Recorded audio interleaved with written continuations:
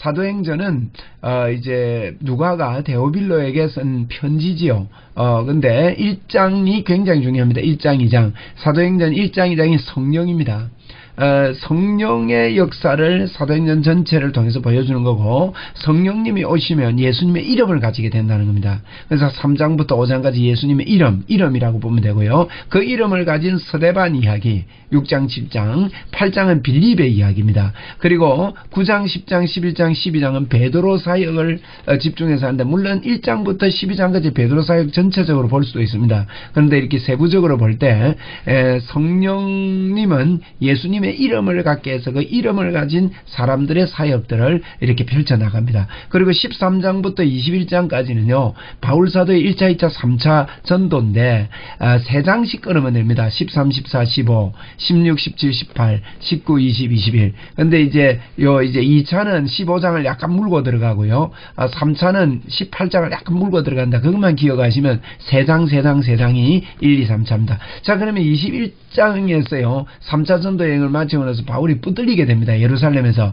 붙잡히게 되는데, 붙잡혀서 백성들 앞에서 이제 변론을 하고 복음을 전하고 이렇게 하는 걸 봅니다. 그 다음에 23장은 공회 앞에서 바울 사도가 대변하고 이렇게 이야기하는 거, 그 다음에 벨릭스 총독에게 복음을 전하고 이렇게 설명하는 거, 붙잡혀가지고 말이에요. 그 다음에 베스도 총독, 그 벨릭스 총독, 베스도 총독이 바울이 요때 이제 붙잡혔을 때 바뀌게 되거든요. 벨릭스가 2년 동안 가두어 놓는 차에 바뀌게 됩니다. 그리고 이제 그래서 베스도가 새로 부임했으니까 베스도 총독이 새로 부임하다 보니까 아그리빠 왕은요, 유대 왕입니다. 그래서 총독은 로마의 식민지로 유대가 있었으니까 로마에서 파송한 총독이고요. 우리가 일본 시대 때도 일본 총독이 있고 우리나라에 왕이 있지 않습니까? 그렇습니다. 그래서 그 로마에서는 전체 왕을 만들면 힘이 너무 세기 때문에 분봉왕을 만들었어요. 그래서 갈라가지고 네 조각도 내고 세 조각도 내고 이래가지고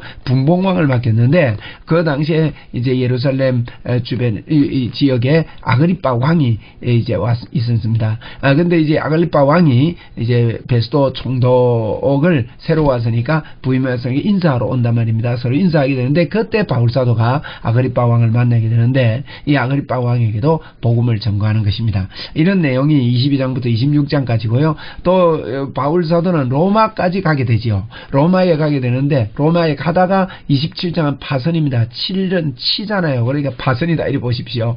28장은 로마에 도착하는 그런 내용들이 있습니다. 이렇게 전체를 그 장별로 한 단어로 요약할 수 있으면요, 굉장히 성경 읽는데 큰 도움이 됩니다. 오늘 다 안 외워져도 제가 몇 번 반복할 테니까 저절로 외우실 줄 압니다. 그래서 이 사도행전 전체를 보면 성령님은 예수님의 이름을 가지게 하고 예수님의 이름을 가진 사람들이 복음을 전거한다 하는 그 내용인데, 이것은 우리를 두고 한 이야기입니다. 우리 안에 성령님이 오셨습니다. 예수님을 믿을 때 우리는 예수 그리스도의 이름을 가지고 있지요. 그래서 우리도 복음 전거의 사람이라는 것을 믿고 살아야 되겠습니다. 요약과 또 우리의 그 삶의 적용에 대해서 좀 말씀을 드리려고 합니다. 사도행전은 참 놀라운 성경입니다. 그 사도행전을 통해서 우리 하나님께서 창조하실 때 그 하나님의 형상대로 만드셨다 그랬는데, 예수님께서 십자가에 죽으시고 부활하시고 성천하신 이후에 성령님이 오셔서 우리 안에 하나님께서 들어오셨습니다. 그래서 그 하나님의 형상대로 만들어진 저희들에게 영원한 내주, 성령의 내주가 이제 이루어진 것입니다. 오순절 다락방 역사를 통해서. 그런데 이것이 말씀을 붙잡고 기도할 때 이런 일이 일어났다는 겁니다.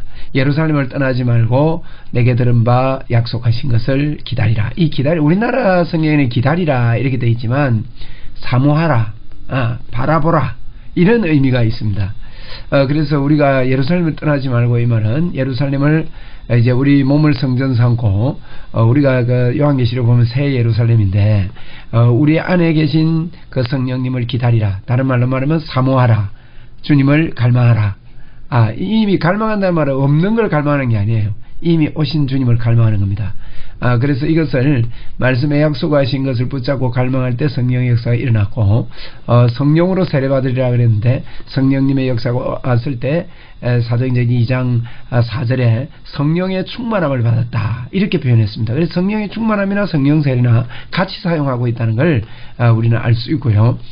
그래서 우리 몸을 성전 삼고 우리 안에 오신 이 일이 사도행전을 통해서 성취되었는데, 그 사도행전 1장 2장이 성령이라 그랬죠.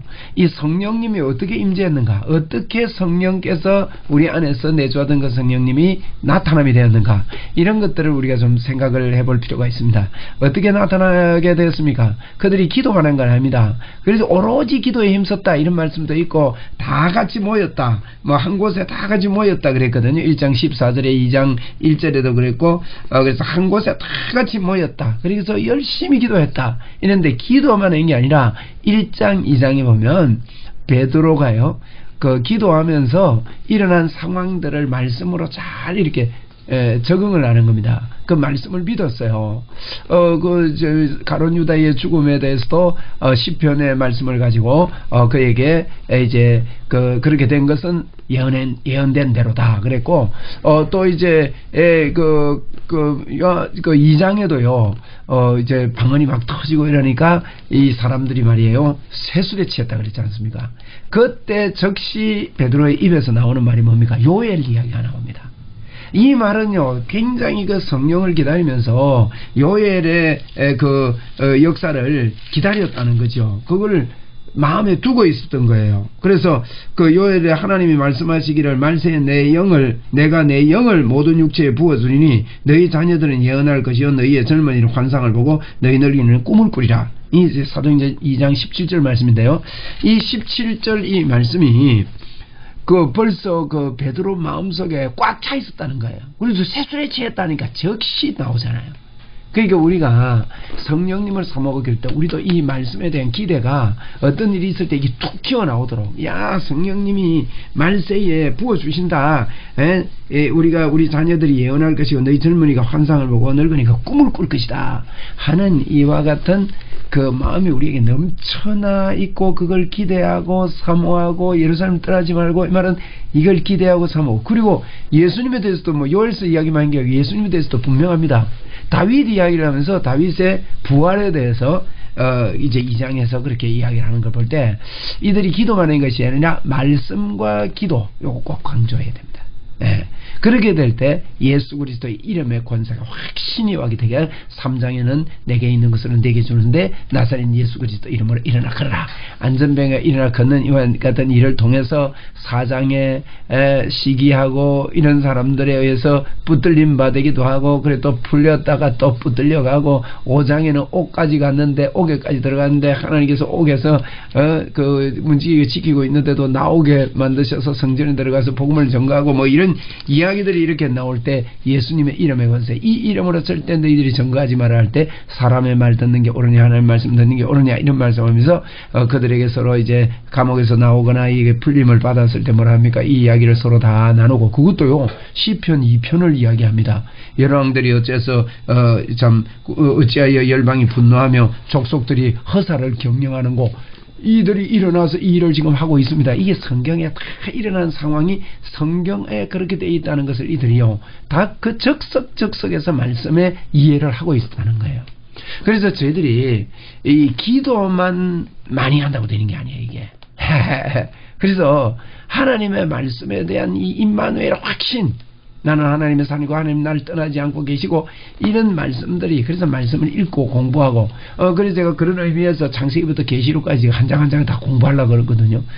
이제 PPT를 앞으로 만들지 않을 겁니다. 이 성경책을 직접 들고 우리가 같이 보면서 앞으로 함께 공부하면서 성령 충만한 자가 돼서, 그래서 사도행전은 성령이 임하시니까 예수님의 이름을 가진 사람, 서대반들, 빌립, 베드로, 뭐 사도 바울, 이와 같은 사람들이 복음을 전거하는 이야기가 사도행전에 있는 이야기입니다. 자, 사도 바울 이야기를 좀 해보면, 결국 이제 1차, 2차, 3차 전도하면서 막 어려움을 당하고 막 이렇게 되는데, 이제 붙들려가지고 2년이나 감옥에 있었어요. 와. 그러고는 이제 로마로 가게 되는데요. 우리가 얼른 볼 때는 뭐 1년 정도 있으면 다 낚시만 하겠습니까? 그런데도 2년 동안요, 그러니까 이 말은요, 우리가 복음을 가진 저와 여러분이 무슨 일을 당하더라도, 어떤 일을 당하더라도 2년이 짧은 기간이 아니단 말이야. 하나님 나를 버렸나? 하나님은 우리를 돕지 않는가? 바울사도 충분히 이런 생각할 수 있습니다.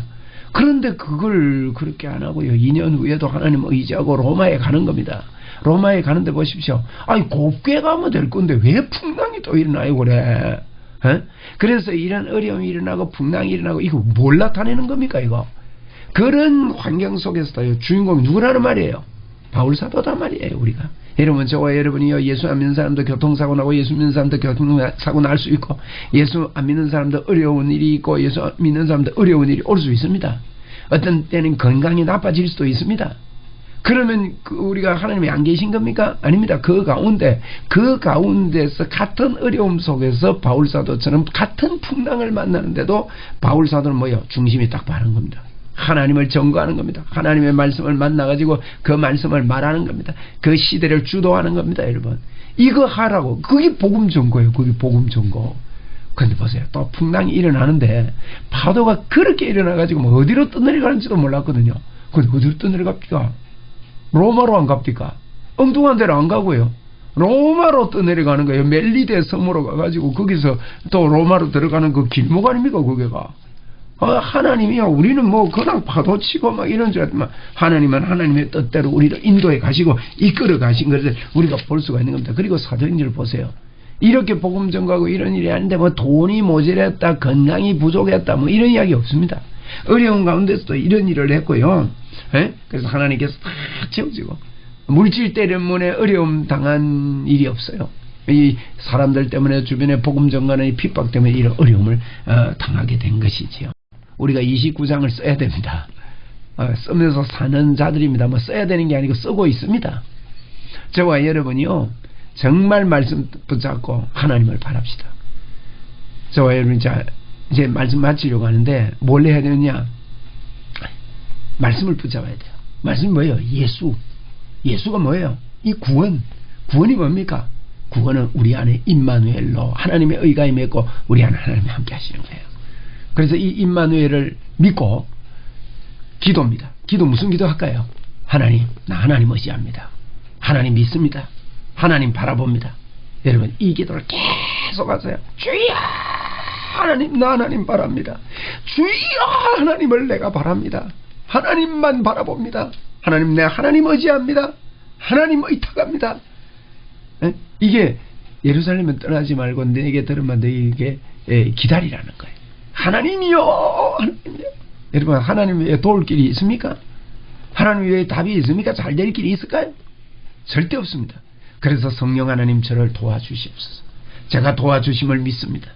하나님 아버지, 내 하나님 붙잡습니다. 여러분, 하나님 붙잡는다고 간절히 기도하면 여러분과 저도 모르게요, 내가 하나님을 붙잡고 있구나, 성령님이 내 안에 계시구나, 이런 마음이 생겨서 예수님의 이름으로 이 땅을 살 수 있는 자가 되기 때문에 우리도 베드로처럼, 바울처럼, 빌립처럼, 스데반처럼 주의 복음을 편만하게 전거하는 능력이 우리 속에 생기는 거예요.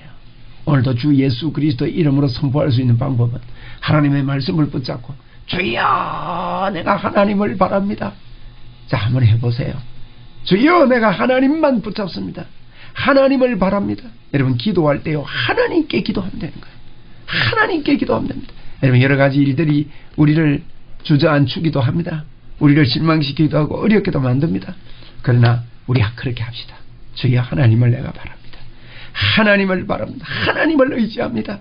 성령으로 나의 속에 오신 주 예수 그리스도를 의지합니다. 성령님이 나의 승리자가 되십니다. 나의 모든 것이 됩니다. 하나님이여 내가 하나님을 의탁하오니 우리 하나님께서 나를 붙잡아 주옵소서. 이렇게 간절하게 우리가 기도할 때요, 말씀 붙잡고 임마누엘을 붙잡고 말씀 붙잡고 하나님의 말씀으로 기도할 때 우리는 사도행전 29장을 멋지게 써내려가는 그런 인생이 될 줄로 믿습니다. 여러분, 바울사도가 또 베드로가 스데반이 빌립이 아무리 어려워도 언제 어느 때도 주의 복음을 전거했듯이 우리도 오뚜기 같은 그와 같은 믿음을 유지하고 주의 복음을 전거하는 저와 여러분 되기를 주의 이름으로 축원을 드립니다. 감사합니다. 오늘도 좋은 날입니다. 할렐루야.